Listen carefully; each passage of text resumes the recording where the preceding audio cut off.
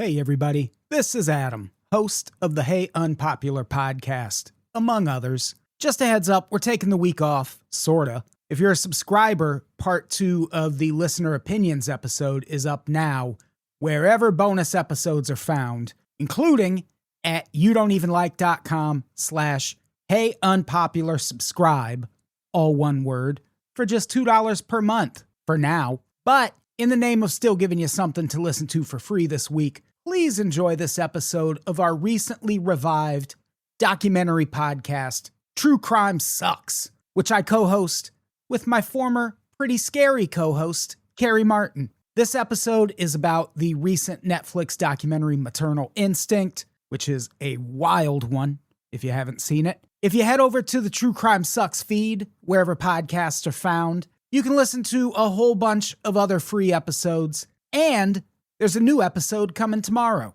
To see all the places you can get new episodes as soon as they're released, check out youdon'tevenlike.com/truecrimesucks. And thanks, everybody. We love you.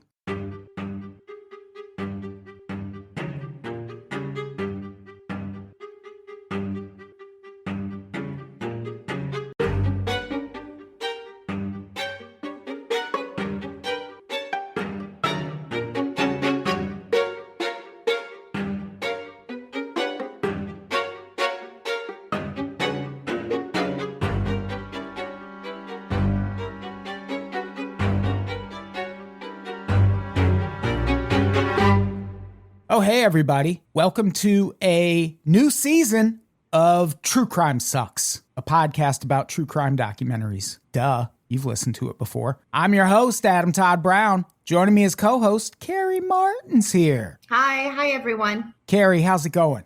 It's going pretty well. How are you? Good. Another seamless recording experience under our belts, knocking it out of the park. I was so confident for this one. I got cocky, and that's my downfall, always. Yeah, you did. After I spent 5 minutes hollering to you as you rummaged around your apartment, you did sit down with the utmost confidence, like this was absolutely going to work. I got on early and walked away. Didn't realize I left the microphone on. Started watching Dutton Ranch, was cleaning, etc. And then I see your text where you said, I've heard you rummaging around your apartment for 11 minutes now. Yeah. I don't know if you were talking to me or the dog, but you asked someone if you're a little baby. Was that me or the dog? Why can't it be both? I'm sure we both responded. I did. What did you say? I think I just asked if you were talking to me. Oh. I probably said, no, I'm a man. Yeah, I'm not a baby. Not a baby. I'm not a baby. And I probably said cutie patootie. That also was for both. I think you did say that. I assumed that was for me, if nothing else. Yeah. Are you a big girl? Yeah. Yeah. Are you stretching like a big girl? Yep, for both of you. Yep, stretching. Yep. I was stretching at the time. Doing little butts. Yeah, all that. Good. So I feel like we're setting the proper tone for this documentary we're talking about today. Yeah. Really somber stuff. We're talking about Maternal Instinct, as is most of the internet right now. This is a wild documentary. Did you rewatch it for this, or you just watched it recently? I did rewatch it just because I felt like there was so much going on. And I was almost surprised it was only an hour and a half. For all of the documentaries that they overextend into multiple episodes, I felt like this should have been that. So I felt like I had missed things. Like there are certain things that I felt like weren't fleshed out or explained. So I rewatched to see if I had missed them, and I hadn't. They were just, I don't think dingleberries is the right word, but clip. When things are wrapped up in a nice bow, right? Like some things they would start, but then they just kind of went off into the ether. I think cliffhangers is what you were looking for. But I do like dingleberries to describe that also. That's something that hangs. I don't know if that's professional podcasting terminology, but if not, I would like to recommend that it becomes. Yeah. Added into, yes, the vernacular. Yeah, I can appeal to the board, see if they go for it. Yay or nay? Yeah, you're right. I'm normally very grateful when a documentary is just 90 minutes long, but it is frustrating when that happens and it could have been longer. because there's so many documentaries that don't even need to be 3 episodes that end up being 6 episodes. This could have been multiple episodes and Oh, was absolutely. not, because this is a crazy story. I think maybe the only reason it wasn't multiple episodes is it happened so fast. These events all happen over the course of like just over a year, I think. But I also feel like typically when they have, and I feel like it's usually 3 episodes that they'll do for a documentary. Yeah. And one at least is about the background. And that I thought could have been there could have been a whole episode just on Taylor's background, because she didn't just get this crazy. They alluded to it in some of the interviews, but there was so much there with her family and her friends. I just don't know if they weren't willing to be interviewed. Yeah. And that could be it. But there was just so much there. Because at the beginning of it, I thought maybe Taylor was the victim. Like the way they were showing her and like, oh, she's so complex. And what can you say about Taylor? And she's so, cute and bubbly and all these things. And then it was like, oh no, bitch, be crazy. So crazy. Mm-hmm. Yeah. And the background episode is the episode I like the least with documentaries like this. But yeah, I would have liked to hear from her family a little bit. And it's got to be that they just didn't want to talk, which would be understandable, because at least with one of the things I found out when I was watching a stuff they left out of the documentary type video that I found really interesting was that apparently, we'll talk about this gender reveal that they did in a little bit. Apparently some of her family was there, and these are people that would have already known she couldn't have a kid. So why didn't any of them at any point pull this guy aside and be like, hey, she's fucking lying to you? But what kind of actor do you have to be to go along with it? Like, what is the end game, and how crazy that she knows that they know,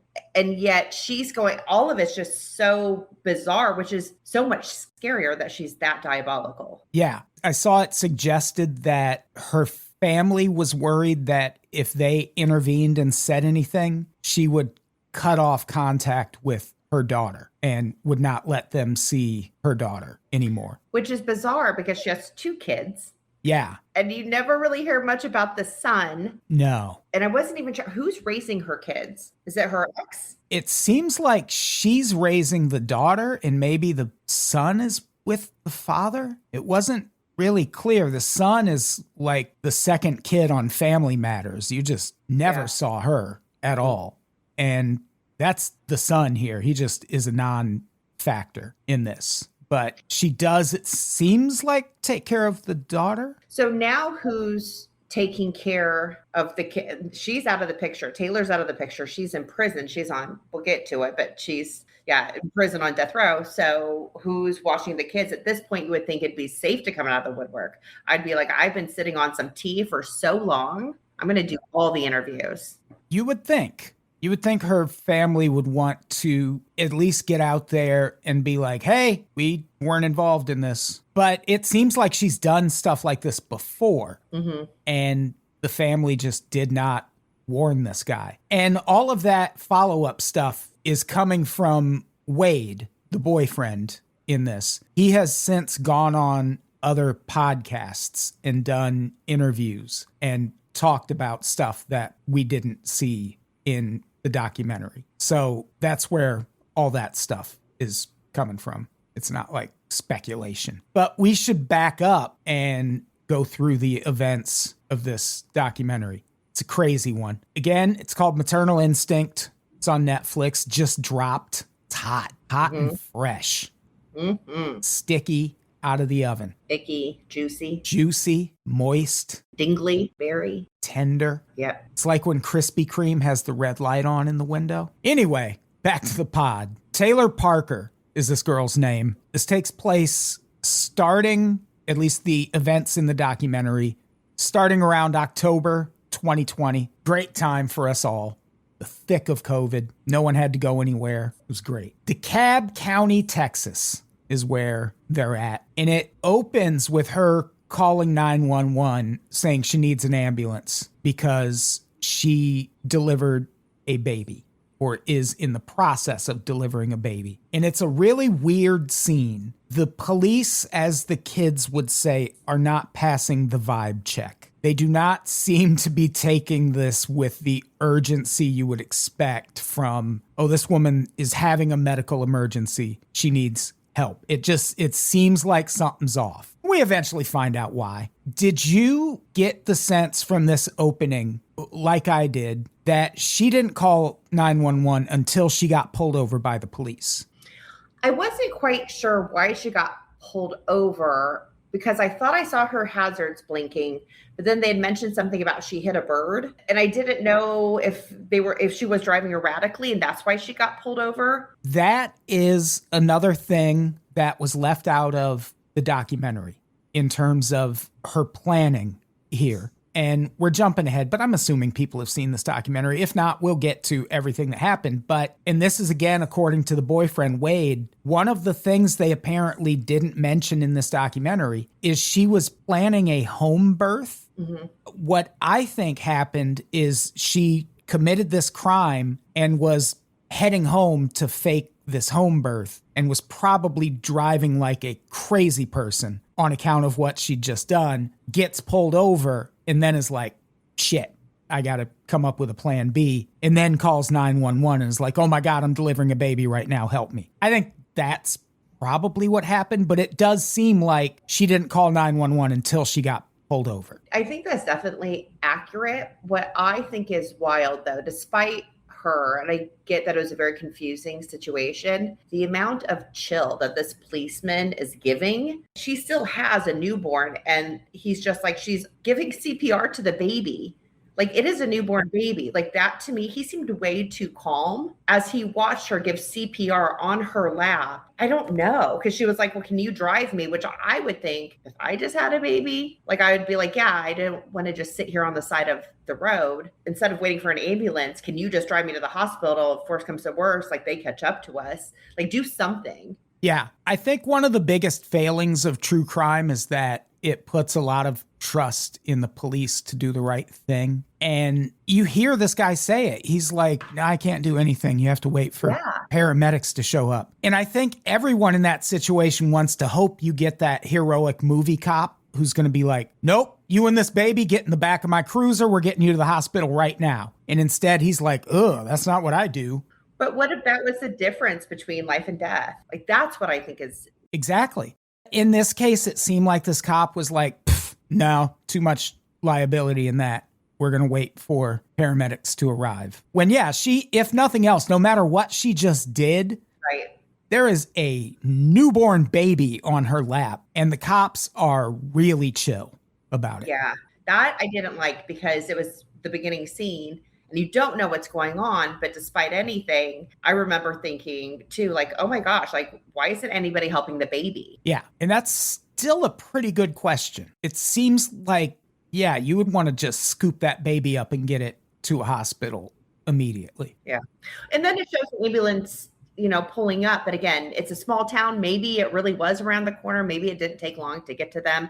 I doubt that much happens in that town. I think there's only a few thousand people. So maybe that was why, playing devil's advocate, because it did seem to get there pretty quick, unless that was editing. Yeah, I would imagine it wouldn't have taken too long to get there. It's not like there's going to be traffic or anything. What's crazy is everything we just mentioned happens before the credits even start. Yeah. They show all of that. And then there's actually more that they show before the credits start. We see her get to the hospital, and that's when it's kind of revealed right up front she didn't actually have a baby. So, I mean, she has a baby. She's got a baby with her. It's got an umbilical cord attached to it. But a doctor comes in and examines her and is like, she did not have a baby just now. But right away, everyone was speculating before they'd even checked her. Like, right? Which seems like you would err on the side of she did just have a baby. So it was interesting that they were so suspect right away. Like, everyone was. I think it's because she was refusing an exam.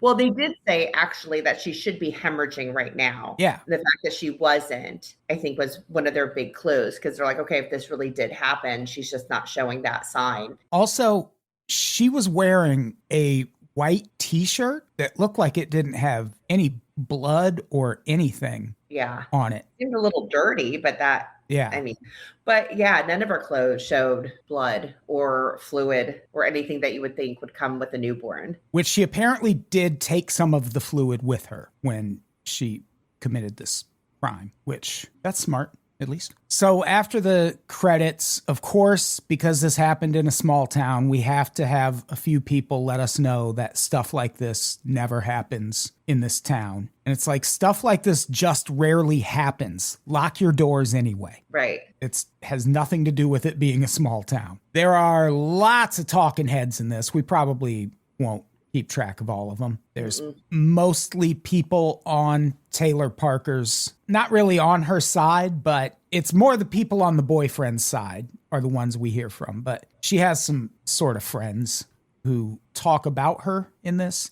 She doesn't have anyone really speaking on her behalf. There's no one defending her, which who would? Yeah, no, she didn't have anyone defending her. It seems like, I think they kind of honed in on her background when she was like 10, maybe. Yeah. And I think it's fair to say she was a little chunk. Yeah. And she wanted to attract boys through, I don't know if it was instant messenger or whatever. And so she essentially maybe was one of the first catfishers where she was go up to her friends and ask like, hey, you've got a nice body for preteen. Could you give me your nudes? And then I'm going to share those with strangers. And weirdly, no one agreed. Yeah. What a bunch of shitty friends. Maybe if she had more support among her friendship group in those developmental stages, stuff like this doesn't happen. Mm-hmm. Yep. Hindsight is 2020. Yep. But yeah, they talk about that, how she would hit up friends for pictures so she could catfish dudes with them. They talk about her having lost a bunch of weight. She got a gastric sleeve and did manage to lose a bunch of weight. She's very cute. At least she's social media cute. She definitely had a glow up. She takes really good social media pictures. She knows how to hit the angles.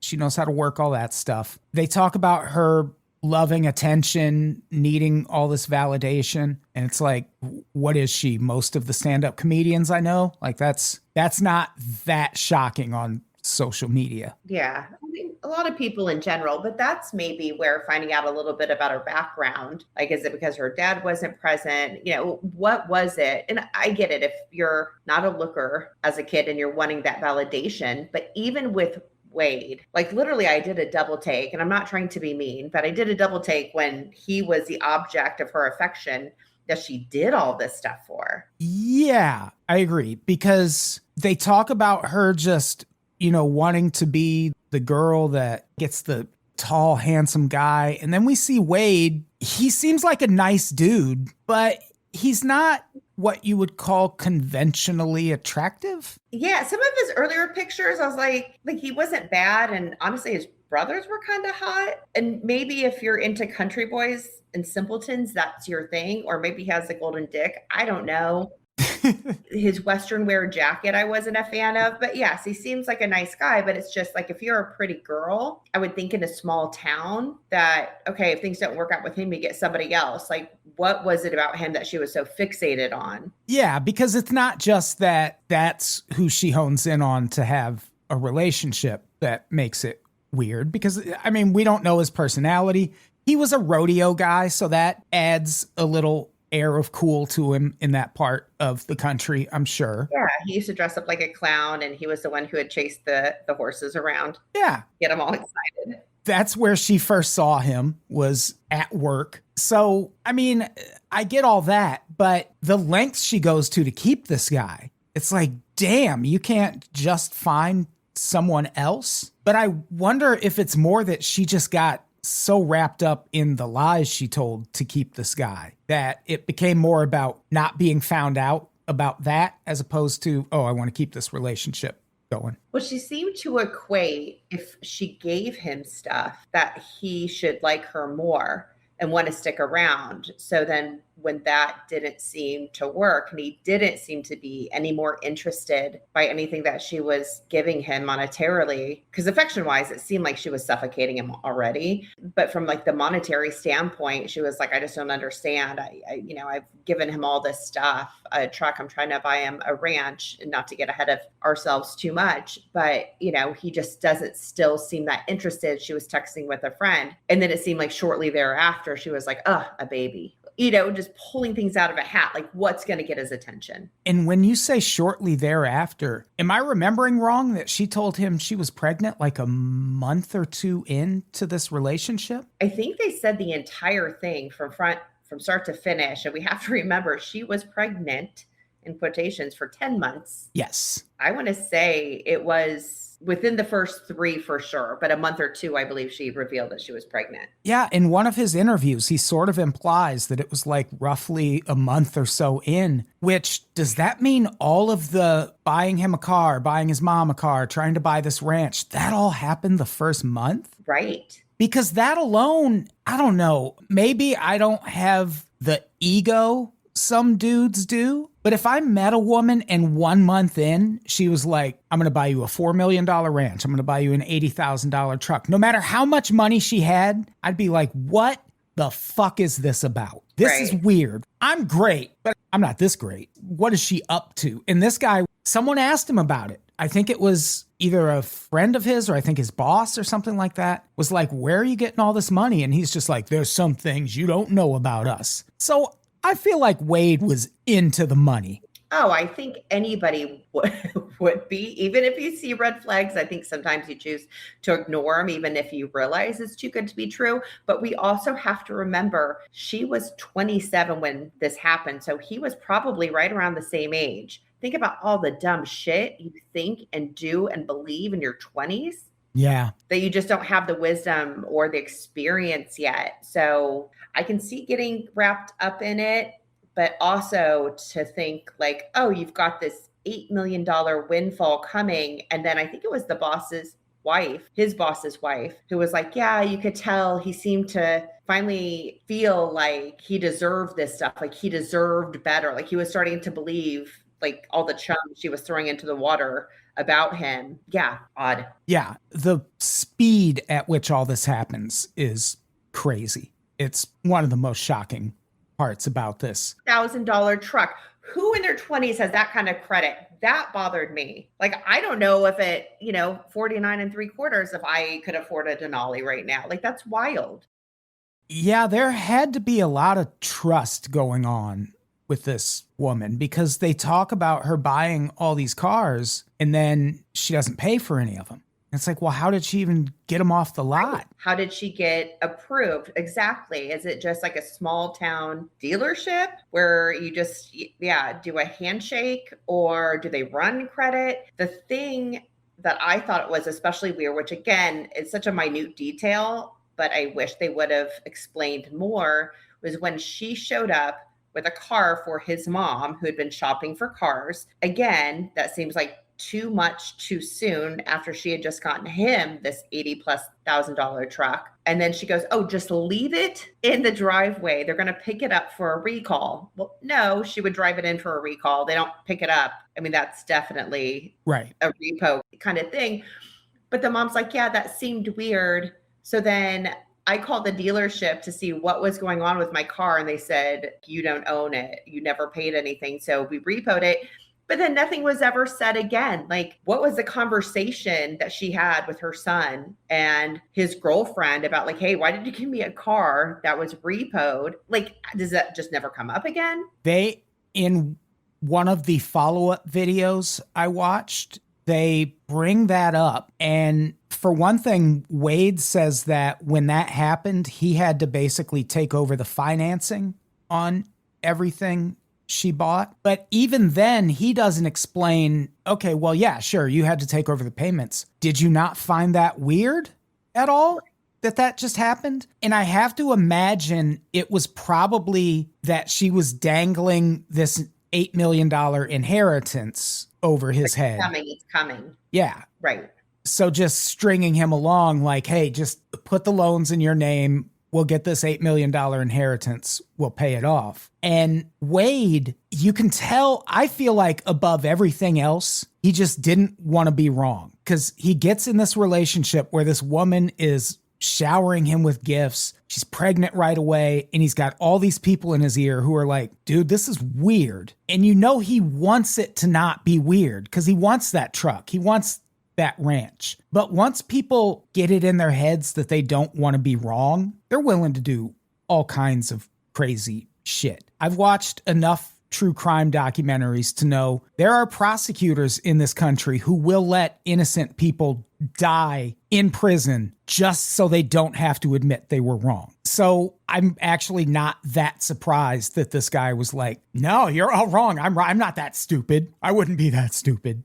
But think about the two sets of friends of his that they interview in this documentary. One is the older couple, which is his boss and his boss's wife, who were pro-Taylor. And then my favorite couple was the younger couple. And again, I don't remember their names, but where the wife of his friend was like, I don't know, like, I don't believe this girl, and literally would be up at night just going down rabbit holes trying to figure out why exactly she was a fraudster and was digging in and making calls. They were my hero. Because I love it because the guy was like, what the fuck are you doing? Get off the phone. It's midnight. Get your ass to bed.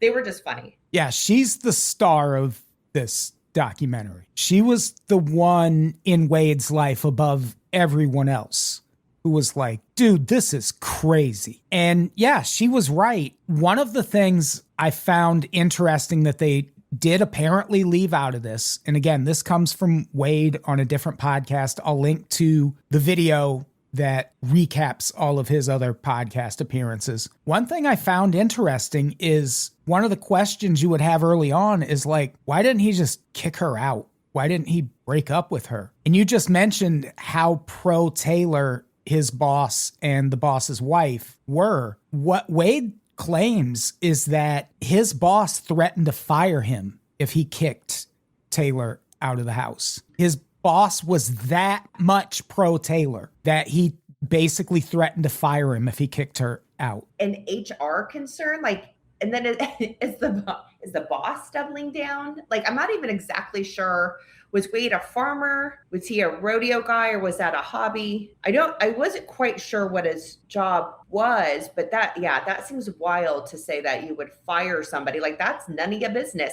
By the way, I hope the friend's wife starts her own small town PI firm, just as a caveat. Yeah, she should be a detective. She did most of the legwork in this investigation. Yeah, it seems like his job involves selling cattle because that becomes very important to the plot later. But it doesn't seem like he owns that business. I wonder if, when we're saying that guy's his boss, I wonder if the guy just owns the business and maybe he is HR. Maybe, but it's all.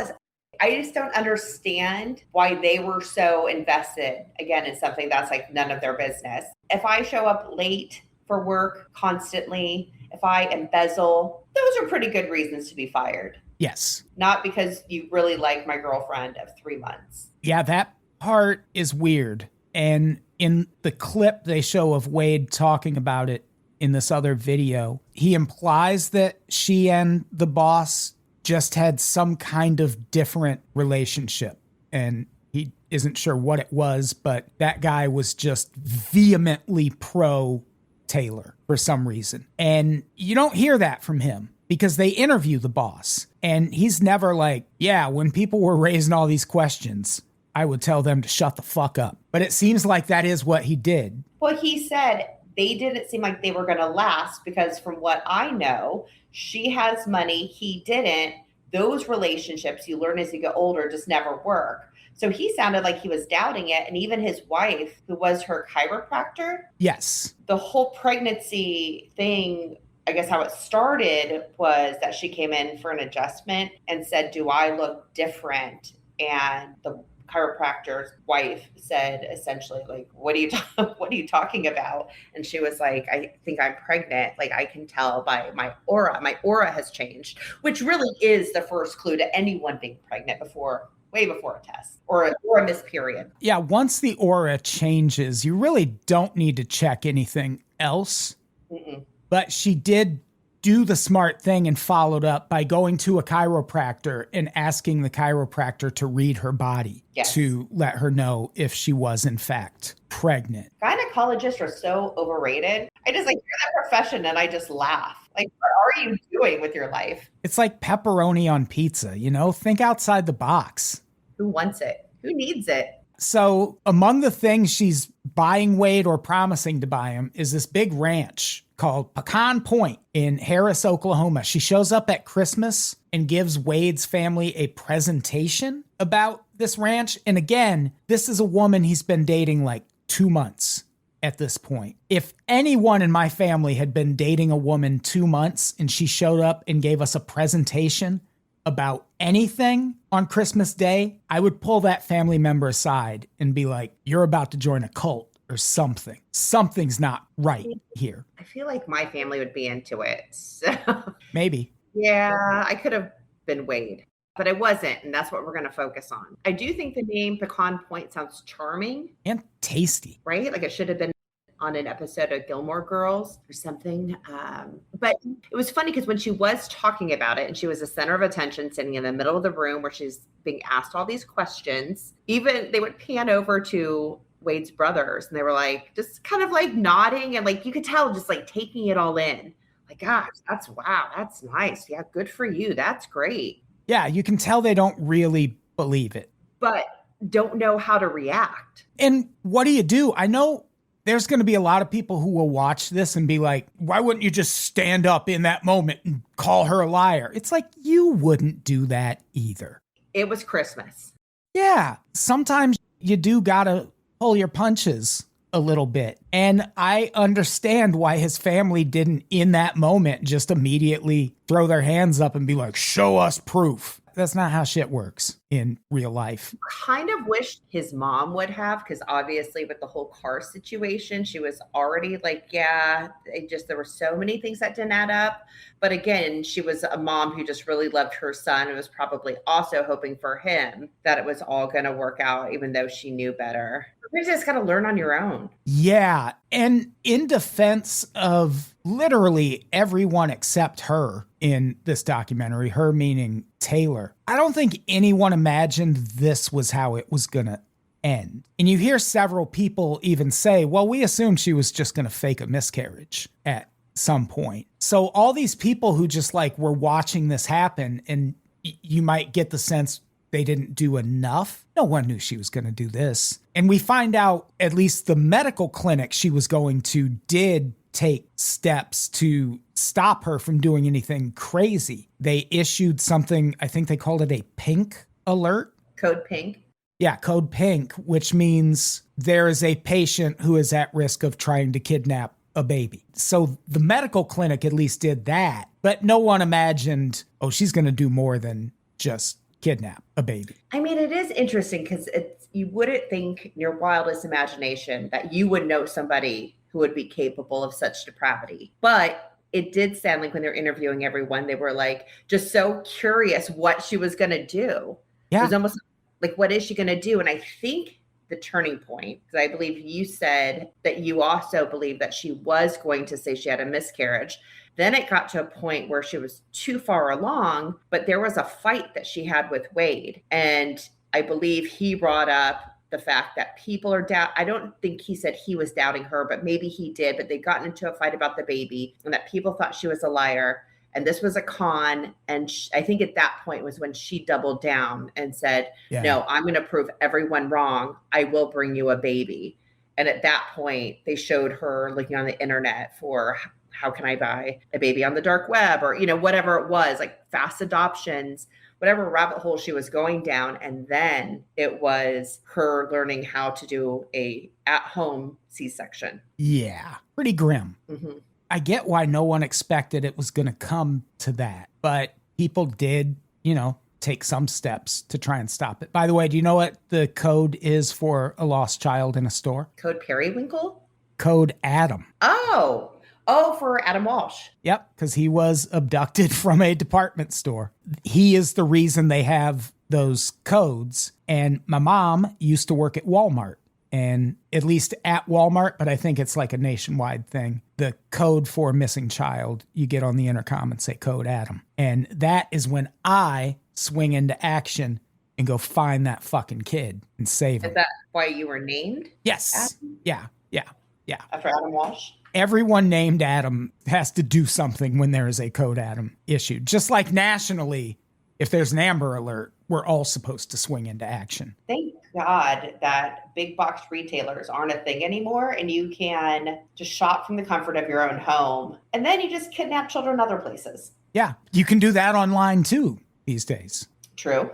Actually, yes. Yeah. That is correct. Thanks, Internet. So what did you think of Rusty Lowe? He was the sort of owner of the ranch she was trying to buy. My general thought on everyone in this documentary, again, aside from Taylor, is that they all seem like very reasonable and likable people that I would never want to talk politics with. Correct. I want to hear what Rusty Lowe has to say about this case, but I bet I don't want to hear what he has to say about immigration in the United States or Anthony Fauci's role in COVID. I think it's safe to assume that they're all mega, but neither here nor there. They seem lovely enough outside of that. It was interesting because, again, at what point, as somebody who told a lot of stories as a child and often got grounded and sent to my room to think about what I'd done, and as somebody who also was a fan of a long con, there is a point where it's kind of like you can't produce something, like the house of cards is going to fall. So she was adamant that she wanted to pay cash. Yeah. That was interesting. And she was going to get $4 million cash. I did think it was hilarious when the bank was like, okay, but we need to see what kind of financial health you have so we can move this along, which is a pretty fair request. Pretty standard stuff. Yeah. Pretty standard. And she essentially, I think, replied as the lawyer or the bank. It was like the bank manager or president or something, and essentially said, kick rocks. You're asking just way too many questions. Just listen, she's good for the $4 million at 26 years old or 27 years old. Yeah, they reprimanded Rusty Lowe for asking too many questions about her finances. And that's what he said. He was like, yeah, I got my butt chewed out. And it was like, oh my gosh, at that point, you should have been like, you should have walked away, Rusty. Hopefully everyone learned from the situation. That's the thing. Rusty seems to have a pretty good sense of humor about this. And I think it's because Rusty didn't get scammed. Eventually, the deal just fell through. They never sold the ranch to her. So he just got mildly inconvenienced having to try and chase this woman's finances down. So even when he talks about getting reprimanded by the fake bank, he's like chuckling about it. Could you imagine, though, if they would have, for whatever reason, given her the ranch on this handshake $4 million loan? I mean, I could see it. You've watched the Elizabeth Holmes documentary, right? About the Theranos founder? Yes.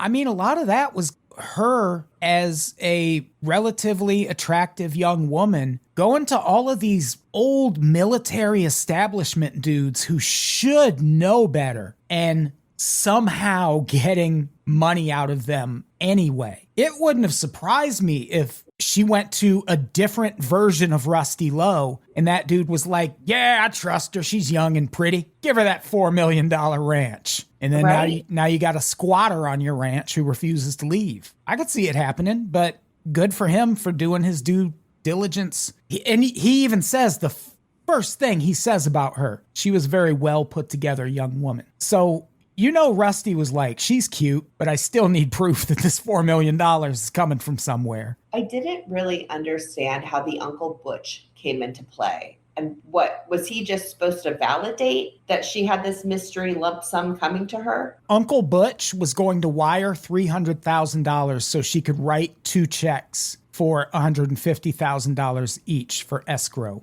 money. It seems like she is just an accomplished liar. Like she practices it and just always has something ready to say, no matter what you ask her. And it seems like Uncle Butch was just what she came up with in that moment. I don't think there is really an Uncle Butch. There might have been. But even her friend, the one who was pregnant, that said, like she couldn't have been pregnant because she had a hysterectomy was like when we went out, Taylor was the most confident person in the room. You couldn't tell her that she wasn't the best thing, out that night. Like she just had that confidence again, almost like an open micer in LA. Yeah. Where, they believe their own grandeur and delusion. I don't know how, you can't diagnose a person from watching a Netflix documentary. Otherwise, I could. I'm qualified to diagnose mental illnesses. Otherwise, I just need more interaction than just a Netflix documentary. It seems like maybe she's got even like a split personality type of thing going on. Because there's obviously some mental health issues, some very severe ones. Because one of the questions people keep asking is, well, how did she think she was going to get away with this? And it's like, because she's not thinking right. Right. She's not thinking like people who aren't her think. I don't want to say like normal people think. You're not abnormal if you have mental health issues. But you can't apply well, that's not what I would do in real life logic to this woman. She's obviously a damaged and broken person mentally. So it almost doesn't matter how she thought she was going to get away with it. It seems like the answer is because she was crazy. And she just kept building a house of lies. Yeah. So if it wasn't one thing she was lying about, she would pivot, think of another lie to cover that first lie, and then she would double down. Like anytime she was confronted, she would just double down. And then she would go online and post about it and get all this validation from people, which probably went a long way toward her being like, see, I'm doing the right thing. People love this. So I thought it was interesting that she had a hysterectomy after her second child was born when she was 21, because there was paperwork to it and just saying the doctor didn't want to, but Taylor was adamant that she get a hysterectomy because she did not want any more children. Well, just a couple of years later, she was creepily trying to insert herself into one of her good friend's pregnancies. Yeah. I don't know of very many doctors, unless it's like you're at a health risk, that would perform a hysterectomy if you're 21 years old. Because I actually asked about that because I knew I never wanted to have kids and I would have really bad cramps. And so I was like, well, if I don't even want kids, like I don't want any of the stuff that comes along with it. And I went to the doctor to ask if I could have a hysterectomy and he said no. Yeah. So I just find it so interesting that they would have done that with her. They do talk to the doctor and he brings all that up. He was like, we went over it. I told her this was permanent. There was no undoing it. And she was adamant that it was what she wanted. I knew women in their 20s back when I was in my 20s who had not hysterectomies, but had their tubes tied because they didn't want to have more kids. Yeah, I don't know. It just seems like something that I thought that was a little interesting. And she also had 2 kids by that point. I think she had that ectopic pregnancy, so she would have had a third if that was a viable pregnancy. So maybe just because she was so fertile, she didn't want any, or she thought she didn't want any. And I think that would go into a doctor's thinking too, where it's not like she's never going to have kids if she makes this decision. She already has kids. She's just not going to have more. So then it's not quite as serious as it would be otherwise. It's not like she's going to change her mind and cut a baby out of someone's stomach, Kari. God. No, but even when she was getting invested in her friend's pregnancy and asking so many questions, I wonder if that could have been her first victim. Yeah. Was a friend where she wanted to follow her on the pregnancy tracker app, and even her friend said, but you already have a couple that you don't take care of. So why do you want any more? Why are you so invested in this? And that she would kind of take on other people's personalities as if they were her own. She would take their stories and make them her own. Like that one coworker who I believe had a stillborn. Yeah. Stillborn, miscarriage, something like that. Well, I believe the baby was either born dead or passed shortly thereafter, and how she held the baby in her arms and how obviously traumatic it was. And then Taylor took on and said that same thing, that her baby, she had a baby that was born with brain damage. So she also had held a dead baby and they had bonded over that. And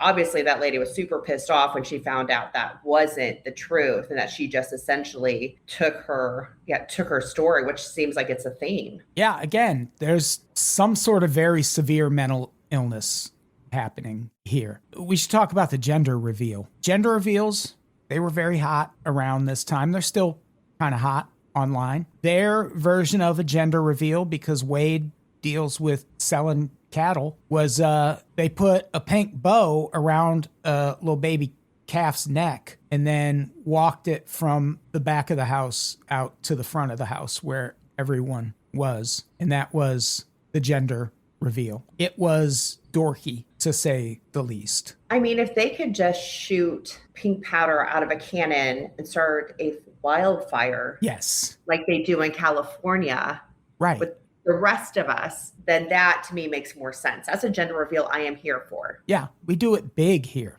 Mm-hmm. Go big, lose hundreds of thousands of acres. Yes. Go home. Several homes. Mm-hmm. We've already mentioned the wife of Wade's best friend, who is like the lead sleuth in this. The thing that first gets her on the case is at the gender reveal. Taylor is handing out the paperwork from her doctor saying she's pregnant, or just is showing it to people. Because after she tells Wade she's pregnant, there's this doctor's appointment and she comes out with paperwork. But this is during COVID, so people can't go in the appointments with her.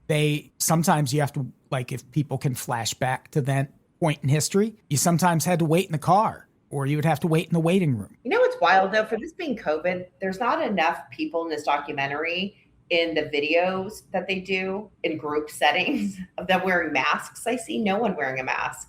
I mean, they're in Texas, so I'm not surprised they're not masking up during COVID. I'm sure they begrudgingly sat in the car during those visits. And that also, the follow-up video that I'm going to link to made me so mad because, one, a lot of the stuff, they're like, this is what they left out. It's boring shit that would have just made the documentary unnecessarily longer, as opposed to adding stuff I actually wanted to hear about. But there's also this whole section where the host is like, and you might be wondering, like I was, why didn't anyone go to any of these doctor's appointments with her? And then she shows Wade on some other podcast going, yeah, well, it was COVID during that time. And, you know, I had to wait in the car. I had to wait in the lobby. And then the host comes back and goes, you know, I never thought about COVID. It comes up in the documentary. They say in the documentary, well, yeah, it was COVID. Most of the time, if I went to an appointment, I had to sit in the lobby or wait in the car. He literally says it. Yeah. And yeah, that makes sense. That would explain why no one got to go with her to these appointments. But she fucks up at this gender reveal and is handing out the paperwork from this appointment. I thought she had a picture that she had texted the lady. Oh, it might have been that. And she was on one of her late night perusals, was looking at the paperwork and said, like, oh, but the date was 2016, like 4 or 5 years ago. Yes. And then she called Taylor, and Taylor was like 30 seconds later, she texted her and said, well, I already called my doctor appointment to see what the mishap was. And they said, okay, well, we had 100 or 200 of these go out today to patients with the wrong date, but the gender is correct. Do you think that was from her? No, it would have been her first kid because her daughter seemed like she was older than 4 or 5. Yeah, I think she just messed up. I think she either made it herself or downloaded it. Who knows? Yeah, after that, that's when the best friend's wife calls the medical clinic and asks them about Taylor. They talk to the doctor who performed her hysterectomy. They talk to the office manager from that doctor's clinic. At first, one of my first thoughts was, you're talking about this woman's medical history. Is this not a HIPAA violation? I imagine that the reason they can talk about it now is this has all gone to court and it's all in the public record in court documents. I would imagine. But it was funny because when the friend, the wife, I guess, asked her, was it her who asked the hospital, like, oh, is this correct? Is she pregnant? And she was like, the office manager was like, well, whatever you think is probably right. That is where the medical clinic's hands were tied. It's because of HIPAA. She couldn't just come out and say, no, this woman is not pregnant. But doesn't that still seem kind of invasive? I'd just be like, I can't speak on it. But instead, she's like, well, whatever you think, wink, wink, is probably the right answer. No. Not leading. What she said is something to the effect of, if you have a bad feeling about it, follow your instincts. So she's just saying, you're right. I mean, she's saying, yeah, something's fucking wrong here. But she can't say that.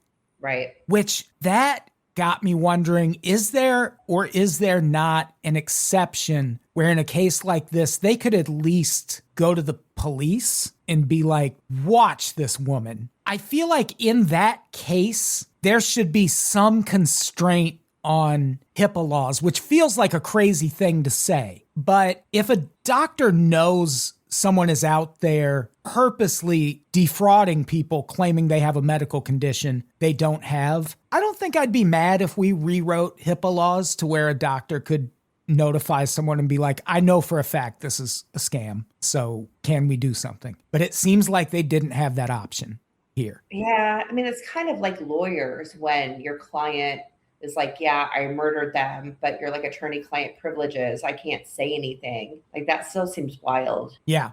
Where do you think she got the positive pregnancy test? Because they did say she came out of the bathroom with it. She was in there for a while and she came out with it, that she just, again, bought it off. I literally just typed "by positive" and it auto-filled pregnancy test in Google. So, yep, clear response, pregnancy test. You can buy all sorts of fake. USA Today has an article, selling positive pregnancy tests could cost you. Reddit, apparently there's a market for selling positive pregnancy tests. Because one of the things that I found surprising and unsettling, but I don't know why I found it surprising, you can buy fake ultrasounds on the internet. She just went out and she bought, they interview someone and they're like, she bought a good one. She paid like $200 for it. Well, I was trying to figure out too, because they showed the fake pregnancy bellies, which by the way are not cheap. And I'm not sure what her job was, that she was buying all these fake things on the internet. But when she was like, oh, you can see the baby kicking, do you think it was like battery operated where it could pulsate? Or do you think she was doing something like with her, I don't know. That I thought was interesting.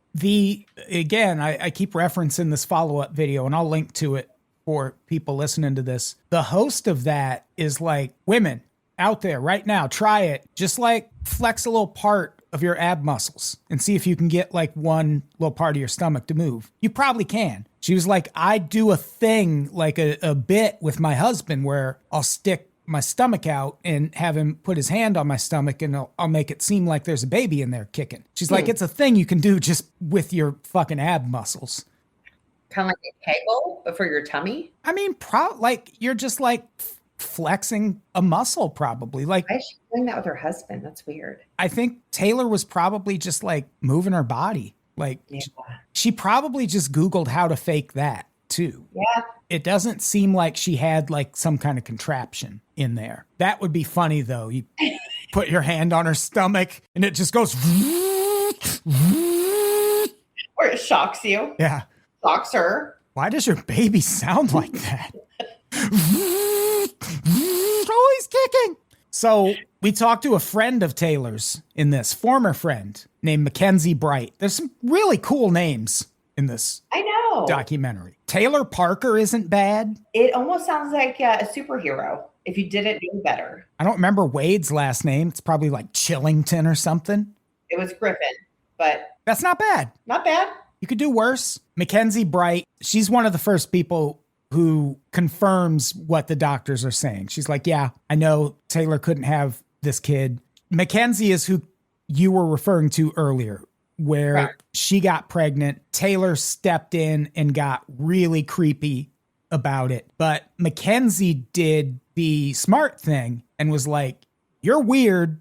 I don't want you in my life anymore. And just cut off contact with her, which in retrospect, very smart move, obviously. And I'm sure that was hard to do because she said there was a third girl whose name I don't remember. And the three of them were so close. She goes, we hung out all the time. If one of us was sad, we were all sad. If one of us was happy, we were all happy. So to be that close to somebody and then start to think like, I think I'm going to distance myself. Yeah. I mean, that is, yeah, again, good for Mackenzie. But then it sounds like Taylor, she's a chameleon. She just kind of switched circles. So she wasn't close, but she was close enough where word of her pregnancy got back to Mackenzie. Right. Yeah. She didn't move far enough away that Mackenzie didn't know about this. And Mackenzie does eventually tell, I think it's the friend's wife is the first person who gets in touch with Mackenzie. We should talk about the messages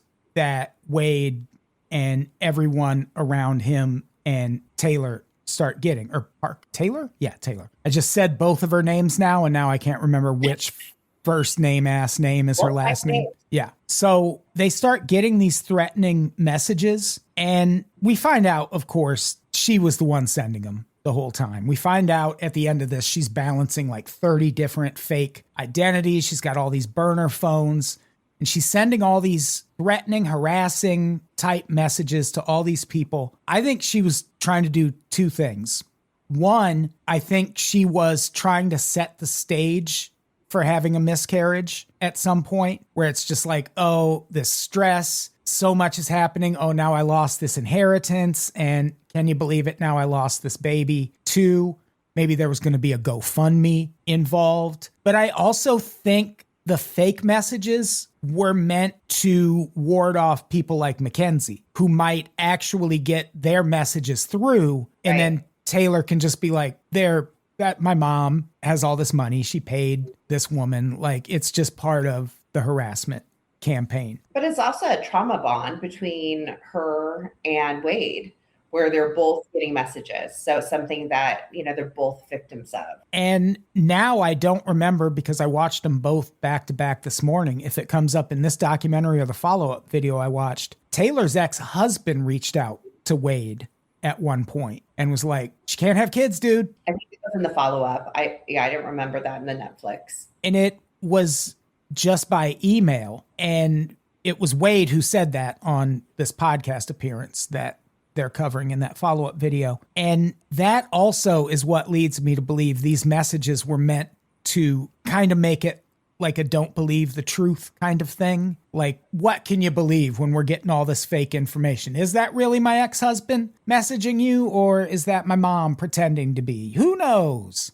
But then the friend's wife confronts Taylor on the messages, and Taylor again doubles down and says, my mom didn't want me to be pregnant, but then she's saying that I'm pregnant. And like you could tell the friend's wife was like, that doesn't make any sense. And you read the text and Taylor would be like, exactly. She's crazy. It doesn't make any sense. Yeah. I don't know if that is she just so delusional that she thinks that lie just worked? And that's why she's like, yeah, you're right. It doesn't make sense. My mom's nuts. As opposed to not being able to read that as, oh, this woman thinks I'm lying. Yeah. I don't know. I also have to wonder if her mom is just so used to her lies. She's just like, I'm just going to distance myself from her as much as I possibly can. Yeah. Because again, no one could have seen it becoming what it becomes, which we should talk about Reagan Hancock. Yeah. At one point,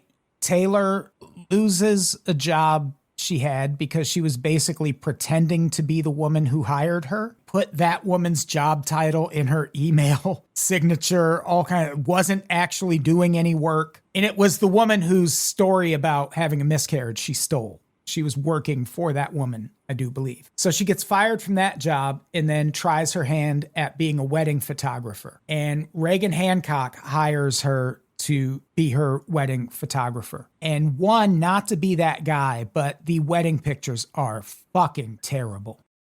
I will say that Reagan's mom did say that Reagan's criteria was that she needed a photographer that was budget friendly, and she met that requirement. I'm glad she didn't pay a lot of money for this. Like, anyone can point a camera at something and push a button. That is not photography. That's taking a picture. And clearly Taylor showed up and just took pictures. There's no lighting. There's shadows everywhere. It's really bad times.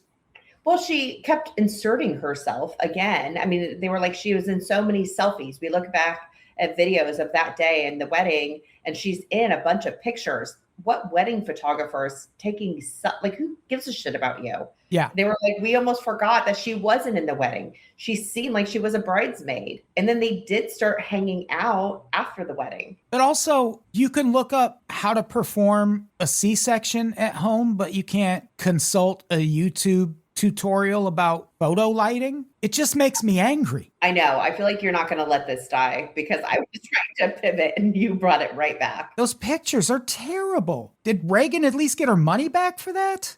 My God. She lost a lot out of her whole interaction with Taylor. Correct. She sure did. Yeah, her and Taylor start hanging out, as you do after you get married. You start hanging out with the wedding photographer. I still see the photographer from my wedding. Granted, he's just a friend of mine who had been a friend of mine for like a decade before that. How were your wedding pictures? Pretty solid.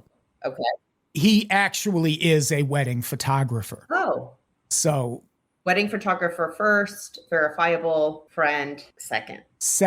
But they both have check marks next to their name. Potential city councilman, frontman of a rock band. Wait, do I know him? He's got a lot going on. Danger Van Gorder. Oh, God. Okay. Was the photographer at my wedding. But yeah, Reagan Hancock and Taylor Parker start hanging out. And that's a bad sign. This is June of 2020. Again, this all happened so fast. It starts October 2019. Now it's June of 2020. She is hanging out with this woman who she has just taken wedding photos for. Do you think the wedding photography was also maybe part of the plan to find someone to do this to? It seemed like the decision to actually come through with a baby was a last minute decision, but it is interesting how everything lined up the way it did, that Reagan was also that far along, that she was also going to have a girl. Yeah. So I don't know. Yeah, it's weird. It's weird. She goes online. She orders a fake pregnancy belly. We already talked about that. How about the photo shoot with the horse? Holy shit. We got to talk about several aspects of that. May? Yeah. For one thing, the photographer, Kelly May, was her name. May spelled two different ways. Kelly May two ways. Don't hate it. Which that sounds dirty. I don't like that for Kelly May. Yeah. She does this photo shoot. It's absurd. Taylor looks cute as a button in it. I'll give her that. Wade looks silly. I have been telling people lately, I've lost a bunch of weight, but I still haven't gotten to my goal weight, which is weird belt buckle guy. I want to be able to really rock a belt buckle. Wade already has weird belt buckle guy confidence, but he's got a belly to match. Is your goal weight to be able to lay on the back of a horse and look up at the stars while your wife holds the reins of the horse and looks in your direction? Is that your goal weight? It seems like she didn't get that picture either, which is disappointing. Yeah, you never saw it. Yeah, the photographer, Kelly May, says that one of the pictures that Taylor wanted was her laying on her back on a horse looking up at the sky. I thought she said while the husband holds the horse, but maybe just holds the reins. But I thought he was going to have the horse in his arms. Like he's holding the horse, like he's holding 2 buckets full of water? No, just he's like, he's cradling the horse. I'm imagining the horse, the front legs dangling over one arm, back legs dangling over the other arm. He's got the horse that way. And then she's laying on her back looking up, and he's wondering why he's holding the horse. And Kelly May takes a picture of that. And I feel like Taylor just thought, well, that's outside my skill set. I got to bring in a pro. And you call Kelly May, who was I high? I mean, I'm always high for stuff like this, but theoretically, was I high, or did she say she did a smoke bomb with her Watusi? I don't remember that part. She mentions setting off a smoke bomb during this photo shoot, and it sounded like she said with my Watusi. And I didn't Google if that's like an official photography thing. What kind of podcast do you think this is? I don't think Kelly May could have said much that would have not sounded nonsensical to me. Like just everything that came out of her mouth sounded like poetry. Do you think she's related to Jeff? Probably. I'm going to feel bad if we were making fun of Kelly May and it turns out it's Jeff's sister or something. Yeah, I think it's pretty confident that he doesn't have a sister who is a photographer at country weddings, which, by the way, I don't know if this is like a country thing, and I don't know if I'm just being judgy, but Reagan looked stunning in a white dress, and he looked like he like rolled out of bed and maybe threw on like church clothes, or I mean, even at the funeral, does nobody dress up? My heart really broke for that guy, so it's hard to make fun of him, but he... And I'm not trying to make fun. I am just asking, though. It just seemed like such a dichotomy between like she is like dressed to the nines and looks stunning, and like at least wear like a tuxedo t-shirt. I mean, we both grew up in the Midwest, but I don't know how deep you've gotten into like really small towns. Not country like that. But there's some dudes who just don't do that. They just don't dress up. Their best Under Armour sweatshirt is them dressing up. It's like how Tom Cruise will show up and act his ass off in a movie, but he's not going to do an accent. You ever heard Tom Cruise do an accent? Never. He's just not that kind of actor. And some dudes are just not the dress up kind of dude. Was he Irish in Far and Away, or am I still thinking of Nicole Kidman? Probably Nicole Kidman. Tom Cruise just does not. He didn't even put on a fake Asian accent when he played a samurai. True. We're trying to give that guy an Oscar? Come on. Mm-hmm. So Reagan Hancock's mom is interviewed in this a bunch, but Reagan is not.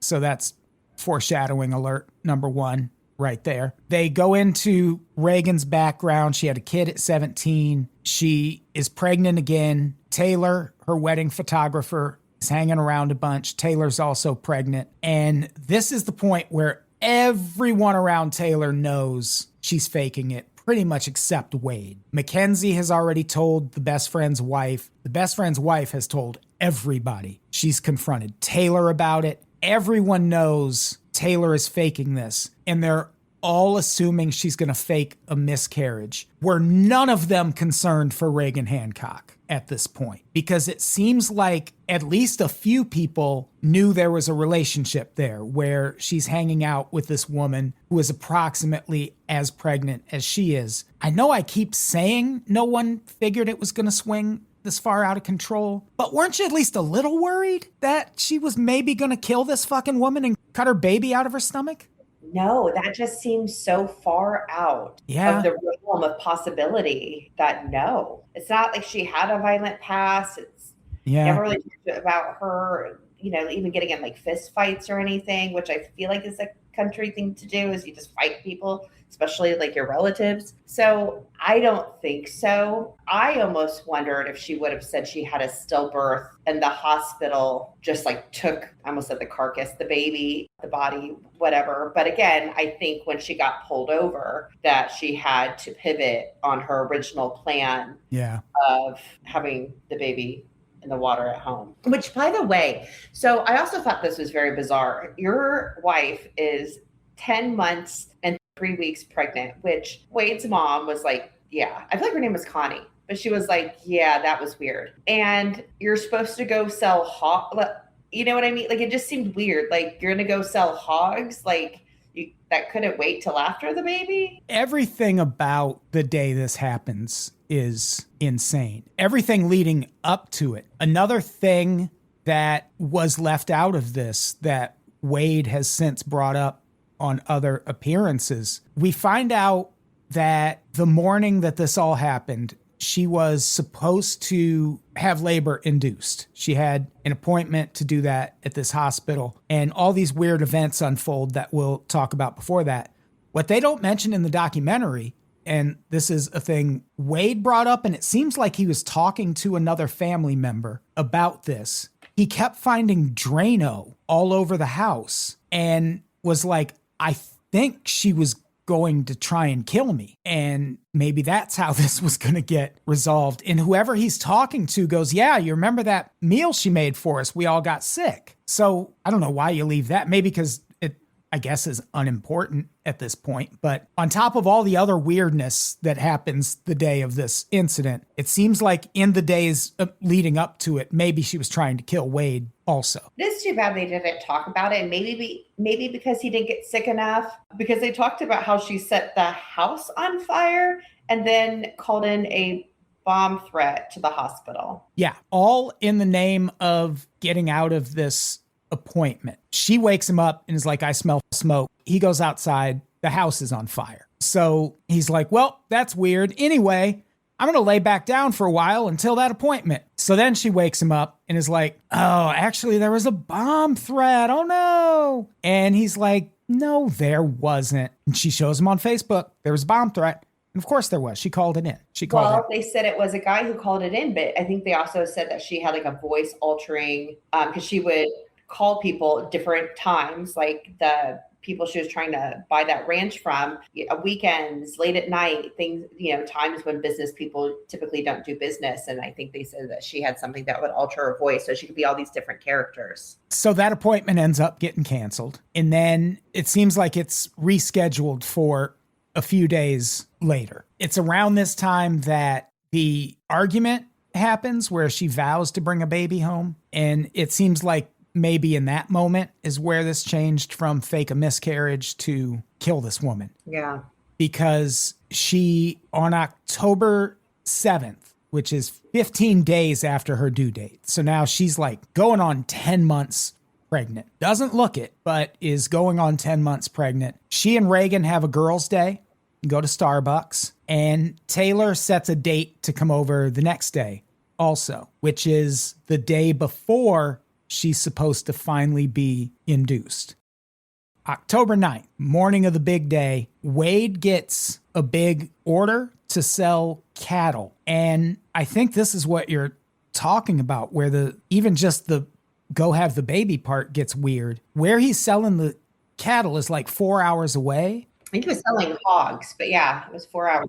Hogs, something like that. And it seems like the plan was for her to go with him. They sell the hogs, and then she goes to a hospital up there to deliver this baby. You have a doctor already? Yeah. Waiting because you have a scheduled induction. But he even says, he's like, I don't know. I just kind of went with whatever she says because she's had babies before, and I don't know. Also, just a quick caveat, the neighbor of his, who again, I think is hilarious because she was like, yeah, I took pictures of her and Wade when they were outside when she was 10 plus months pregnant and she didn't look pregnant.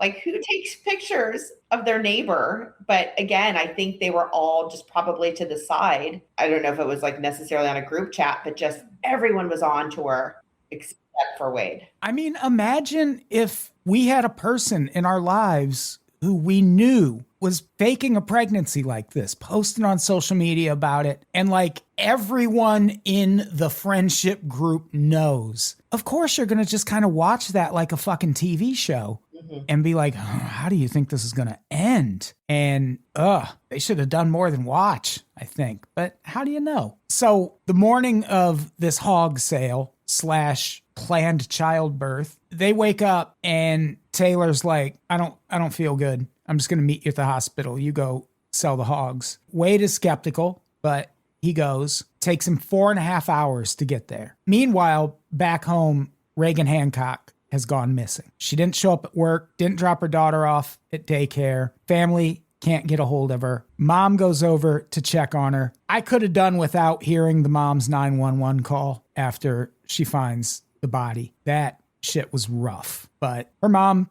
finds her daughter murdered. There is police body cam footage of them going to check and see if the baby is still there. Baby is not there. It's pretty intense. I think it was her mom and her mom's husband. Yes. And they were saying, were they going to step in to get to the phone to call 911, or they were going to go look for her daughter? But they said the only way in was they'd have to step over her body. And they were like, we just couldn't. Yeah. And then a third person who was there, I don't know if it was like a grandfather, but he was older than the mom and the stepfather, I guess, mom's husband. But yeah, he goes in to look for the daughter. And sure enough, daughter was in the house when this happened. And was scared, hiding in a room, so probably heard everything. Yeah, he said once she realized it was him, she jumped off the bed and he had to catch her. Mm-hmm. It's intense. Yeah, traumatic. She'll have years of therapy to look forward to.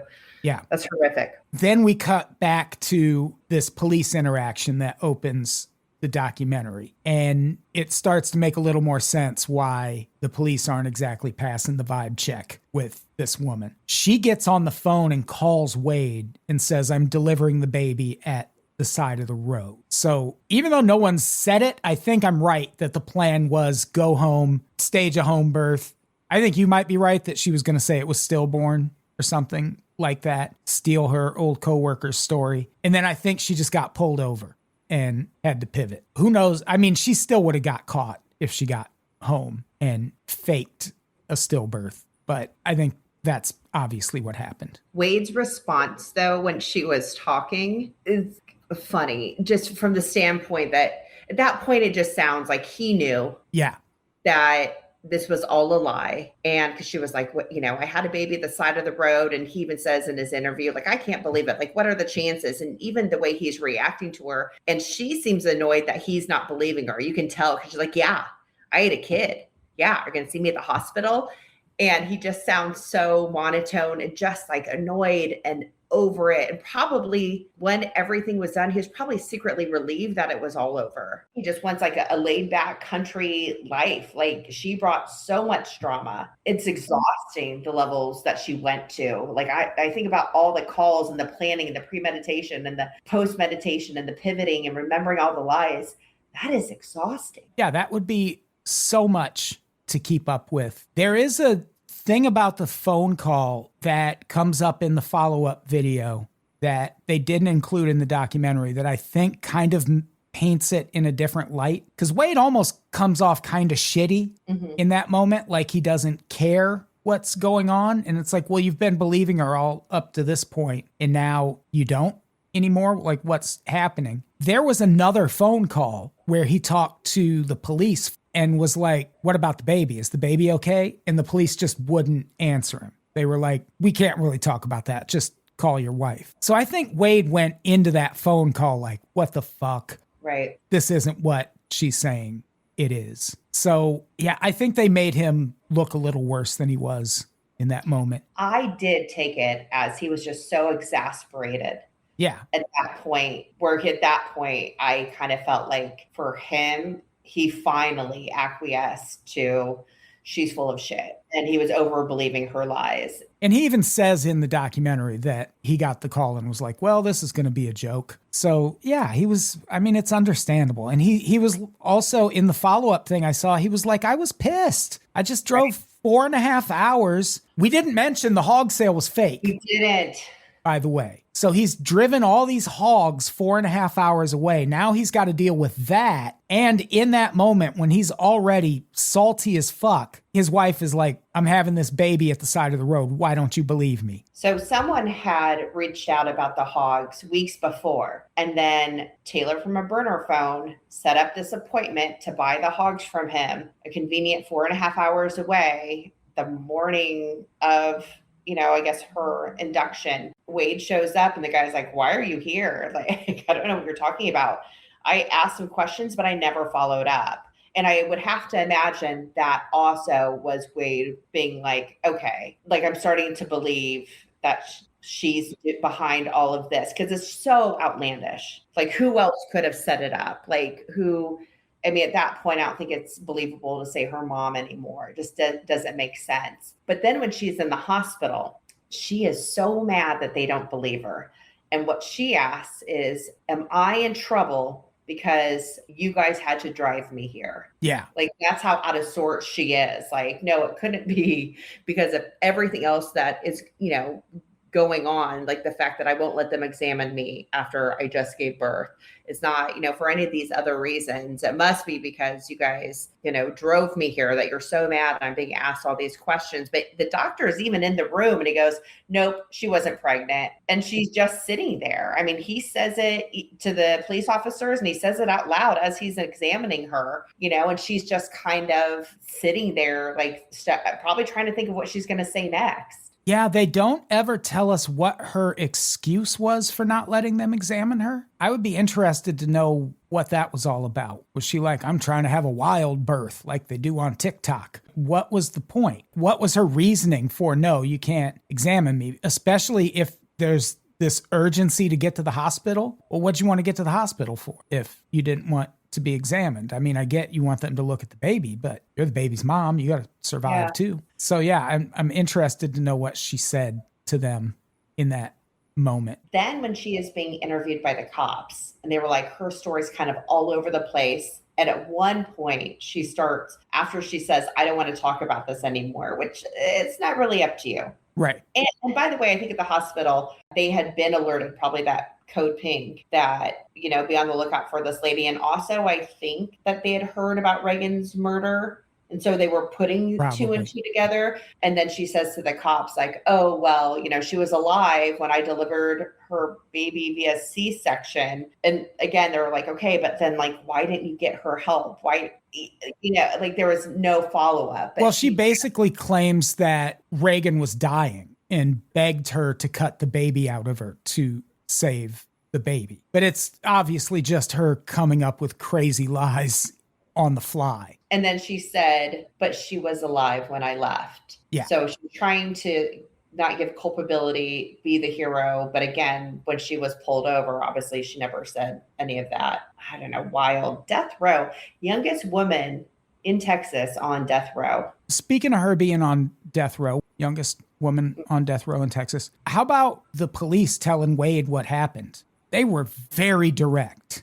He walks in the room and they sit down and go, here's the deal, bud. Your wife killed a pregnant woman, cut the baby out of her stomach. And the baby's dead now too. Wade is clearly a boys don't cry type because he's just like, damn, man. Think of how much shock you would be in. Yeah. And the reason I say, speaking of being on death row, I feel like Wade is pretty lucky his wife arranged for him to be far away when this happened, because you get that demeanor in front of the wrong police. Right. And they're going to be like, hey, that's not how I would act in that situation. Why aren't you acting the way I would act? It must be because you're guilty of something too. And Wade would go to prison. Absolutely. People go to prison over demeanor convictions all the time. But in this case, it clearly wouldn't have worked. But he's got in that moment that kind of demeanor that so many people watching other true crime documentaries would go, why isn't he crying? Why isn't he? And it's like, you don't know how you would react in a moment like that. No one knows. I mean, I don't know if he's talked about his dating life since, but when you're starting to meet somebody and inevitably you talk about your exes, like, what do you say? Or yeah. Yes, no. I don't have a history. I don't have a dating history. I've been celibate like a monk. Just nothing to see here. Move on. You watch Netflix? No. Yeah. No. I do not subscribe. Oh, this gap in my dating history here on my resume? I was self-employed. But that was only like a year and a half. So it's not like it took that much time. That's true. Which again, that's one of the craziest things about this is how fast it all happens. For the magnitude of the events. Yeah. To have unfolded over the course of just about a year, insane. She kind of gives me Jodi Arias vibes. A little bit, yeah. Jodi Arias is an interesting figure, but yeah, it's someone who's like clearly lying, but just believes the shit out of what she's saying. Yes. So she's in prison now, youngest woman on death row in Texas, and that seems fair.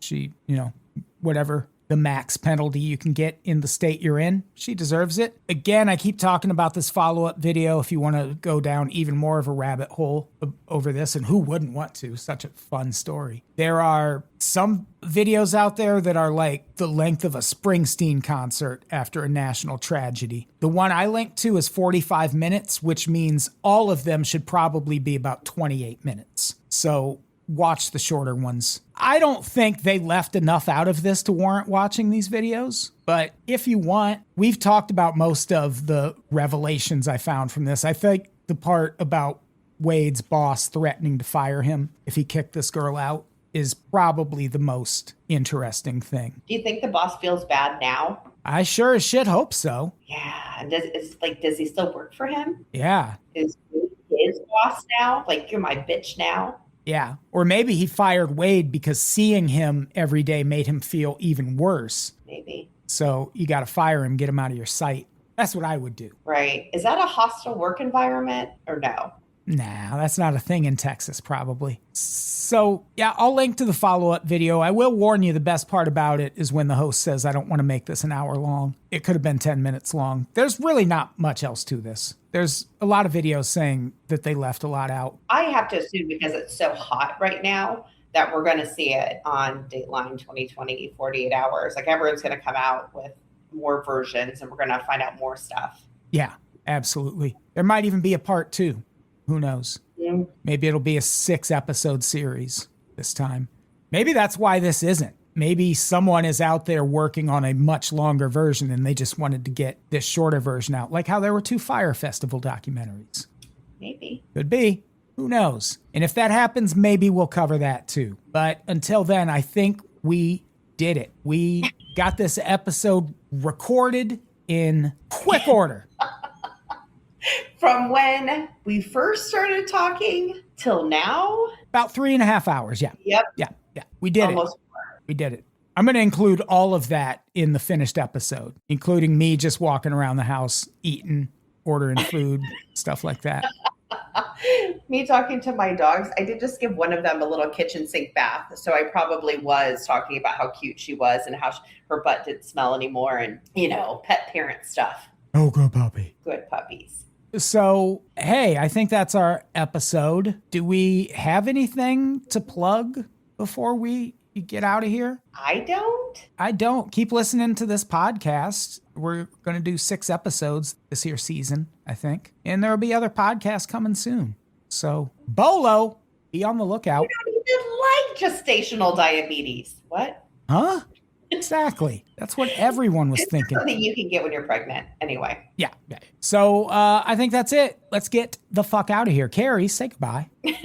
Goodbye and good night. Goodbye, everybody. We love you.